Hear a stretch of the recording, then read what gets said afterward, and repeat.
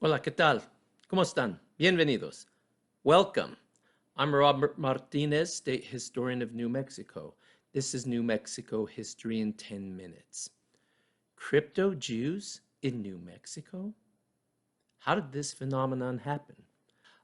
It starts in New Mexico many, many years ago. How did this happen? How did Hispano New Mexicans who are thoroughly Catholic start to manifest and show Jewish consciousness? Well, it starts around 1981 when my good friend Dr. Stan Hordes became state historian. I was just a young lad graduating from high school back then. But he was state historian for about 4 years, and during that time, some Hispanos started going to his office in Santa Fe and saying, I think we have a Jewish background. Our tío, when he passed away, he was facing the wall when he died. There are certain unique traditions that certain families would do on Friday evenings, the lighting of candles, certain dietary rules that were followed, no pork, all kinds of interesting ideas that kind of went against the grain of what a lot of Hispano Nuevo Mexicanos were doing and how they were living. So Dr. Horty started to investigate this and researching and digging in deeper, and finally started to look at not just family customs and traditions, but ultimately looking at genealogy and family histories. Ultimately, he hired many people, Gerald Gonzalez, um, Richard Salazar, former archivist of New Mexico, and me. I was hired to help Stan do genealogies and try to dig in and find out what was going on with these people who were claiming to have Jewish beliefs, Jewish traditions, and Jewish background. Well, how does this happen? How do we get to this place? We have to go deep, deep into New Mexico's biological, cultural, and religious history that takes us to medieval and ancient Spain, as well as Mexico. So we need to look at Spain first. We know that Spain had Sephardic Jews for about 1,000 years until 1492. That means that the Sephardic Jews came about in the Iberian Peninsula probably uh, around 70 AD with the diaspora of the Hebrew people, the destruction of the temple in Jerusalem by the Romans. We know that this scattered the Jewish people throughout the Mediterranean world, both throughout Europe and North Africa. A branch of these folks ended up going north into Europe, becoming the Ashkenazi Jews. Another branch goes to Iberia, to what's today Spain and Portugal, and they established the Sephardic Jews. Now, there were folks throughout the Mediterranean before the times of Christ. We know that the Greeks had become very Hellenized. They were heavily Greek, steeped in Greek culture and Greek society. Um, it was like 70 years before the time of Christ that the significance of 70, there were 70 scholars who translated the Hebrew scriptures into Greek because so many of the Jewish people were speaking and reading Greek and not Hebrew. So we already know that there's some cultural mixing and cultural changing taking place. So there may have been Jewish people in the Western Mediterranean world even before the times of Christ. We know that Rome, the city of Rome, has an ancient Jewish community that goes back way before the destruction of the temple. So these folks are moving around and establishing themselves over 2,000 years ago. Well, they're part of the Spanish tradition, part of the Spanish population and culture, well through Roman times, the Visigoths, And then the Muslims, the Moors, the Moros come to Spain in 711, and they are in Spain for about 700 years until 1492.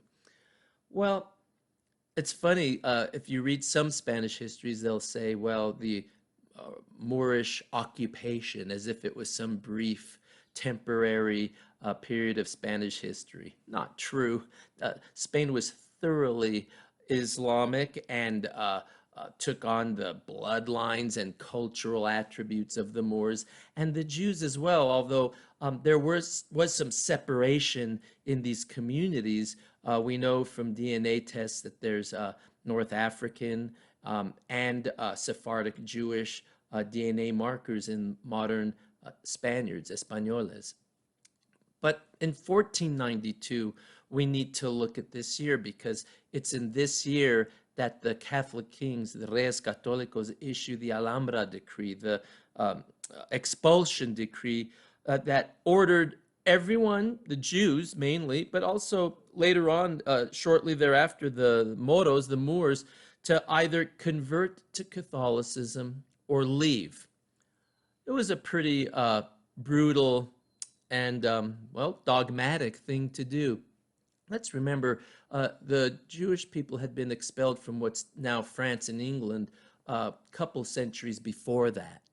But this was Spain doing it. So roughly half of the population of Jews at that time in Spain left. To remain Sephardic Jewish, they went throughout the Mediterranean world. It was another diaspora in a way. They were scattered to places like Italy or Greece or North Africa, and also into places like France and the Low Countries, Belgium and Amsterdam, places like that. But these folks remained Sephardic Jewish. The other half decided to stay, that Spain was their home for generations. They had lived there and established themselves there. So these folks converted to Catholicism. Many of them converted genuinely, while others converted and understandably would practice outwardly. They would be Catholics, but they would go home and practice their Jewish customs and beliefs. These were the conversos, this generation. They were conversos. There was already an Inquisition in place since 1478, 1479.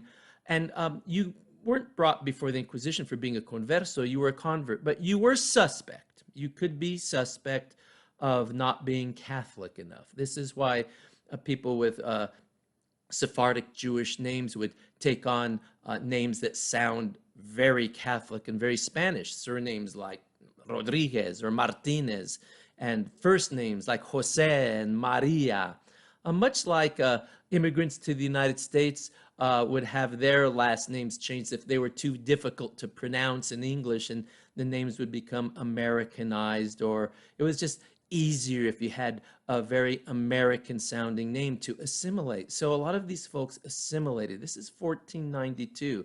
So we have to consider that by 1525, a generation has passed. The children of these folks are not conversos. They are considered Catholics. And there are pockets of communities where in Spain and then later Portugal where these folks who are still secretly practicing their Jewish religion live together and practice in secret. You did not want to attract the attention of the Inquisition or civil authorities.